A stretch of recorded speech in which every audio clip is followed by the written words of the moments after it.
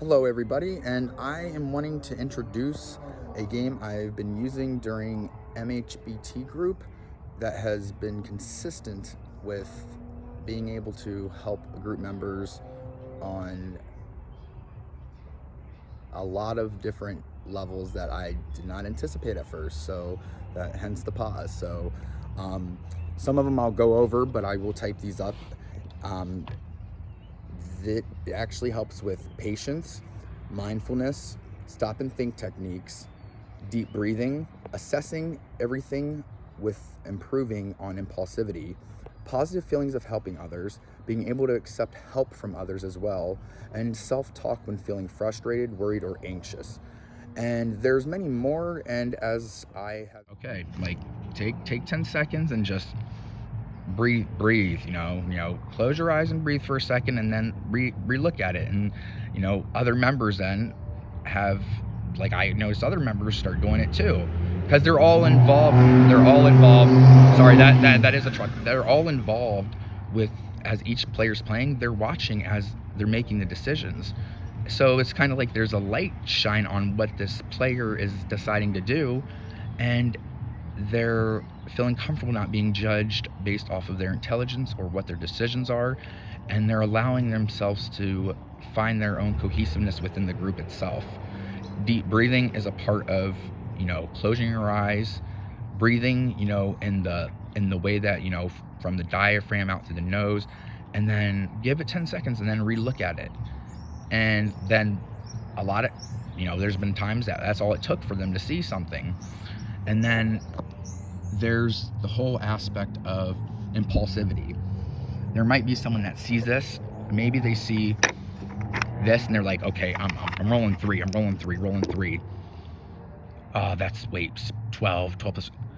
And they realize, they realize that three was probably a little bit impulsive and they should have thought about it a little bit. They're like, darn, they get a little bit frustrated, but not in a way that's, like behavioral issues or anything that is problematic.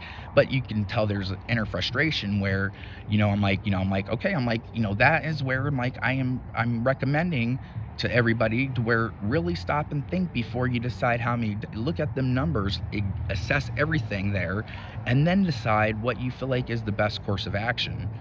And then that becomes, a topic that I relate the game regularly during groups in terms of the topics discussed, because all of the, skills, interventions, and the things that people can absorb and utilize in life are directly relatable to this game that is simplistic in its setup, where you can carry it wherever you go, and it doesn't require, tons of paper, one piece of paper.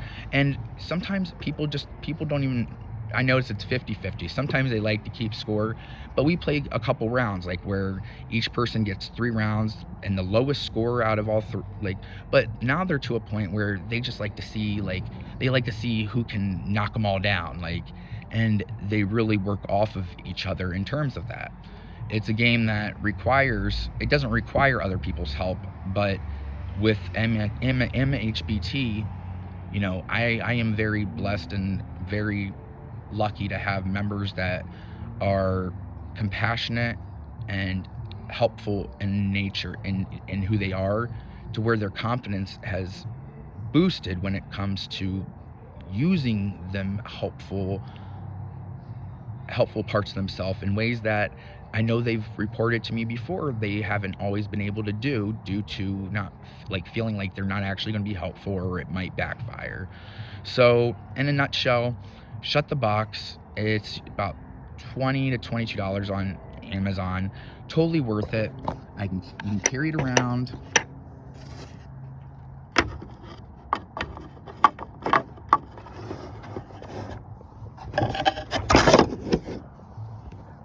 And it's that simple. Nothing falling. So I hope this was helpful, as this is something that I feel like other groups could definitely utilize as a new, if they want to, as a new game, as because sometimes you know, like, I know this game isn't always going to be the thing that I need to consistently do, but having different games that have a continuity of the skills and interventions and the thing and the learning things that people learn as they, do the game itself, more than one game is, can be very helpful.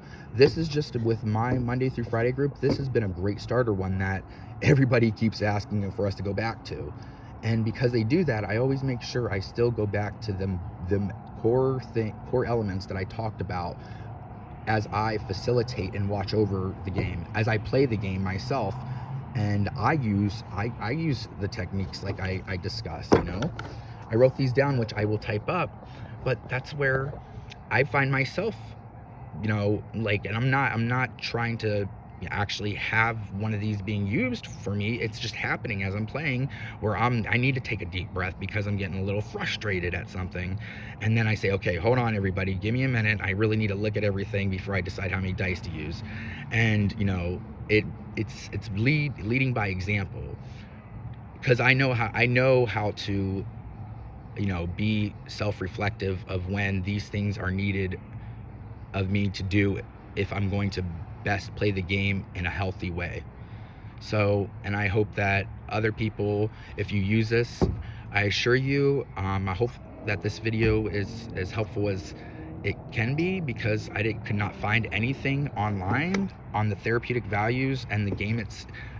There's different ways to play it, but I felt like maybe the way that I've been doing it can be helpful with other groups, and I hope that this has been helpful with a new idea and a new game that can really allow groups to flourish in ways that Sherrick would definitely grow.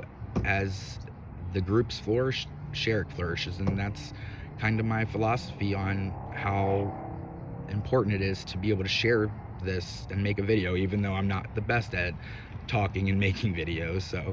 So thank you, everybody.